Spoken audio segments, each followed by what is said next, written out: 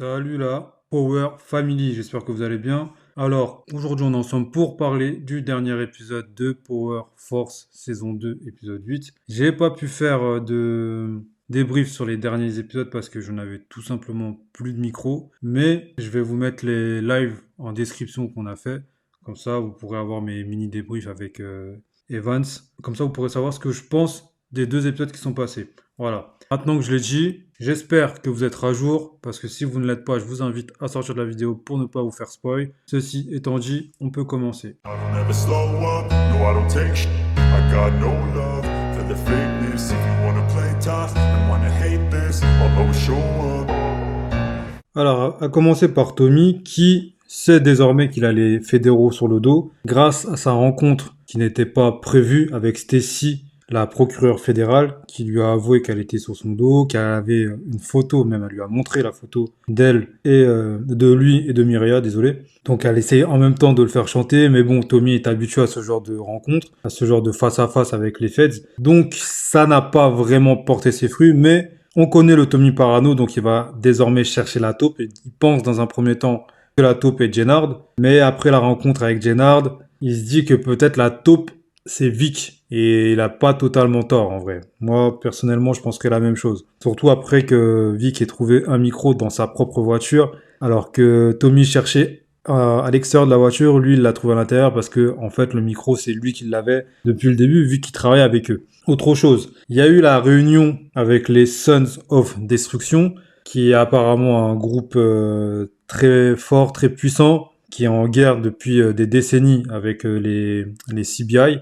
Et à cette réunion, on devait avoir Daimon. Daimon n'a pas pu y aller parce que il a eu autre chose à faire dont je parlerai un peu plus tard dans l'épisode. Et c'est Jenard qui a pris sa place. Et ça n'a pas été une mauvaise chose, puisque lors de cette réunion où Tommy a réussi à les convaincre, les Serbes ont attaqué et Tommy a failli se faire tuer. C'est Jenard qui a sauvé Tommy. Du coup, la confiance envers Jenard commence à augmenter petit à petit. D'autant plus que Jenard lui a avoué dans l'épisode en compagnie de Shanti que Shanti travaillait pour Claudia et que il a préféré lui dire plutôt que le cacher et qu'il a œuvré pour que Shanti lui dise la vérité. Donc il a également gagné des points lors de cette discussion, on va dire. Voilà, il gagne en confiance et c'est pas une mauvaise chose parce que ces derniers épisodes, on a eu plutôt un Jenard qui était en flop. Là, on a un Jenard qui est en train de remonter dans les bonnes grâces, on va dire. Et c'est bien pour le personnage parce que moi, je trouve que c'est vraiment un bon acteur. Il joue vraiment très bien. Il a un rôle qui est assez compliqué à jouer, mais qui reste excellent et ça peut être un point clé de la fin de saison et même de la prochaine saison. Donc voilà. Maintenant, on va passer aussi à la dispute qu'il a eu avec Mireia. Dispute qui est compréhensible parce que Mireia pense qu'elle a été utilisée par Tommy. C'est pas totalement faux, mais c'est pas totalement vrai non plus, parce que c'est une information que Mireia lui a donnée et lui s'en est servi. Cette information, c'est le fait que le Che était en ville et qu'il faisait une quinceañera pour sa fille de 15 ans. C'est un passage à l'âge adulte apparemment dans leur coutume. Et du coup, là, on a profité pour aller à la quinceañera, pour rencontrer le Che et faire un peu un affront à Miguel, on va pas se mentir, parce que il fait ça devant lui, il parle avec le Che, il essaye de se mettre dans les bonnes grâces et bons carnets devant Miguel, même si durant cette rencontre il a essayé de faire en sorte que Miguel ne soit pas trop dans la merde, si puis-je dire, puisque il l'a quand même encensé à de multiples reprises en disant que c'est grâce à lui s'il y a tout ça, que c'est grâce à Miguel qu'ils peuvent tous gagner de l'argent. Donc il a essayé de lui sauver la peau, mais Miguel ne l'a pas vu de ce côté-là, de cet œil-là, puisque ça le met quand même en difficulté, parce que là, ce qui peut se passer, c'est que le Che oblige Tommy à être au-dessus de Miguel, à être son chef en quelque sorte, et ça c'est pas une chose que Miguel va kiffer, et je le comprends parfaitement. Donc à voir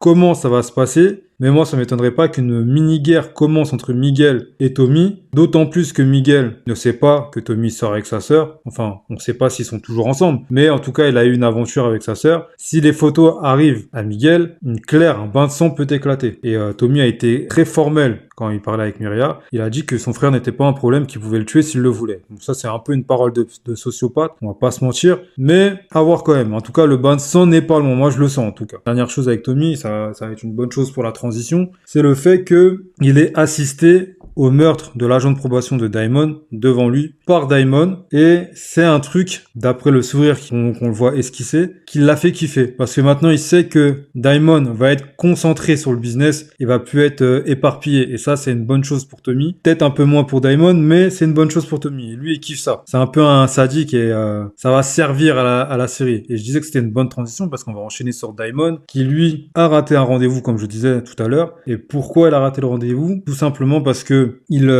devait venir au rendez-vous, mais il y a Léon qui est venu le voir pour lui demander s'il pouvait être là à son prochain discours. Il l'a aidé à s'habiller, etc.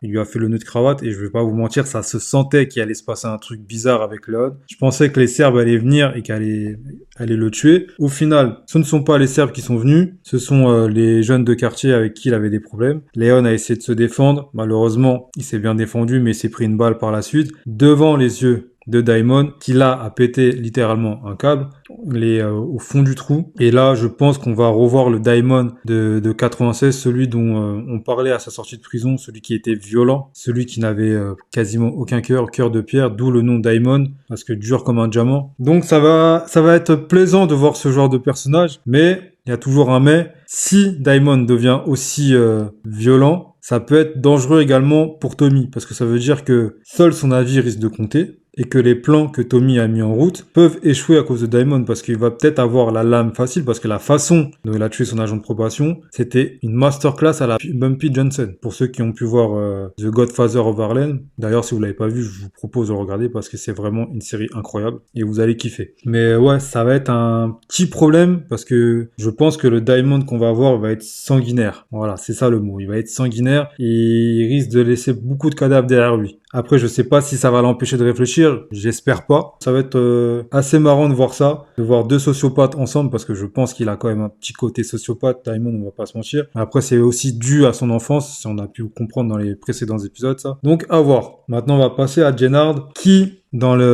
l'épisode, est en mode...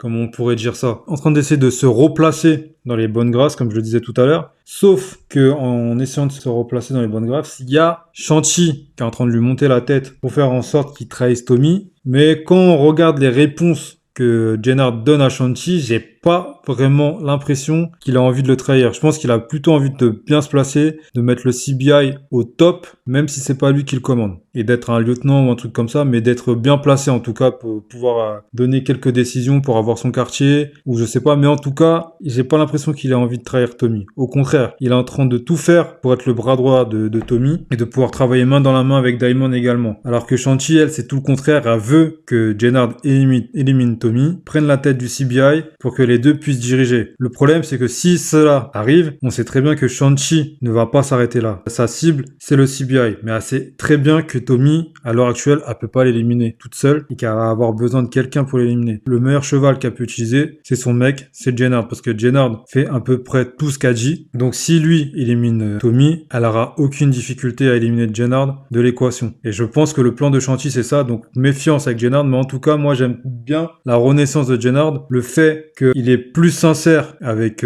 Tommy, qu'il réfléchisse mieux, c'est plus un camion, on le voit plus prendre de drogue. D'ailleurs, c'est la première fois que je vois un camion se réhabiliter aussi vite. Donc ouais, sur ça, ils ont un peu déconné, mais bon, ça va. On va pas se plaindre, c'est power, on kiffe. Mais Jenard, en tout cas, j'aime bien. Ce qu'il est en train de proposer, j'aime bien. Et ça m'étonnerait pas également, parce que là, on est en train de chercher la taupe du CBI. On sait que c'est Vic, mais eux ne le savent pas, même si lui, je pense qu'il a des doutes sur Vic. Ça m'étonnerait pas que ça soit lui qui élimine Vic, parce que pour moi, Vic va mourir. Il va l'éliminer pour prouver à Tommy que c'est un soldat loyal et qu'il va pas lui faire à l'envers. Voilà, c'est comme ça que je vois la chose. Dites-moi en commentaire ce que vous pensez de comment ça va se passer par rapport à Vic, par rapport à Jenard. Et on va enchaîner avec Vic, qui, comme je disais, lui, est dans un sacré pétrin parce que d'un côté, il vient d'éliminer Edgar Vargas, qui était un membre fédéral, un agent fédéral du FBI. Du coup, ça pose problème parce que c'était celui qui était censé veiller sur lui pendant qu'il était un geek dans le crew du CBI. Il a été été obligé de l'éliminer. Donc d'un côté, il a les fédéraux sur le dos, de l'autre côté, il y a Tommy qui est en train de chercher la taupe, il se rapproche de lui, donc ça va devenir très compliqué. Il a essayé de dire que c'était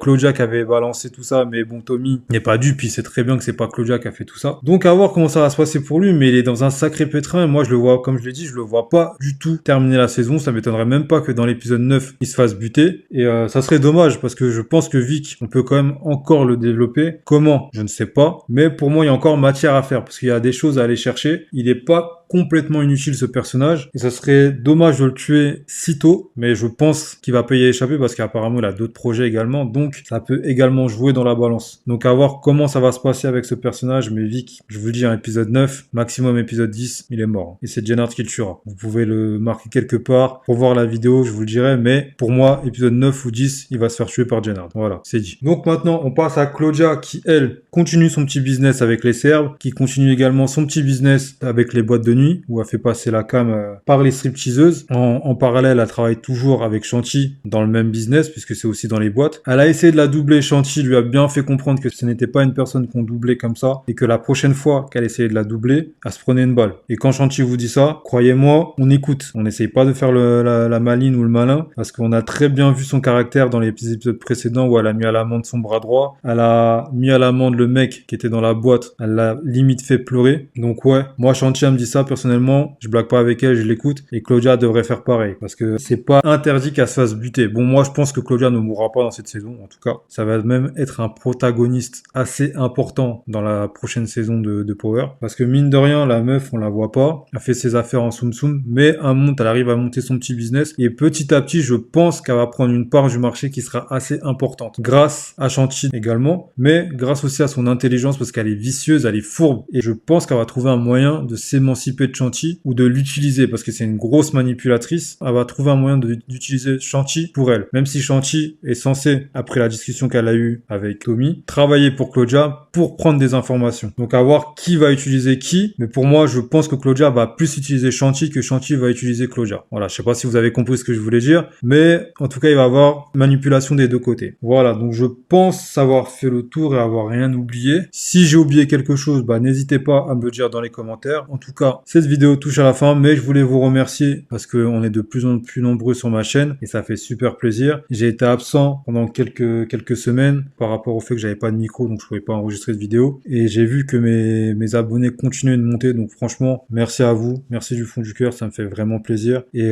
si je suis là où j'en suis, bon, je suis pas très haut mais je suis pas bas non plus, c'est surtout grâce à vous, donc merci la famille, et je vous dis à la prochaine pour le live qu'on aura dimanche pour débriefer sur le trailer de Power Rising Kanan, parce que cette semaine il n'y a pas d'épisode de Power Force, donc on va débriefer le trailer de Rising Kanan avec Evans. On verra s'il y aura des invités, pour l'instant on ne sait pas encore, mais c'est une possibilité. Donc voilà, donc je vous dis à bientôt, la vidéo touche à sa fin. N'hésitez pas à liker la vidéo, à la partager et à commenter, à donner vos théories, parce que moi ça m'intéresse vraiment de connaître vos théories, j'aime bien échanger avec vous, je le dis souvent, je le répète, mais c'est super important pour moi de échanger avec vous, parce que je vois ce que vous pensez, ce qui peut arriver, et il y a certains abonnés qui sont très très forts en théorie, et il y en a qui trouvent surtout les trucs qui vont se passer, donc bravo à vous, hein. Franchement c'est chouette de discuter avec vous. Voilà, donc la vidéo touche à sa fin, n'hésitez pas à vous abonner, je vous dis à la prochaine pour une nouvelle vidéo. D'ici là, prenez soin de vous et de vos proches, allez, à plus les gars.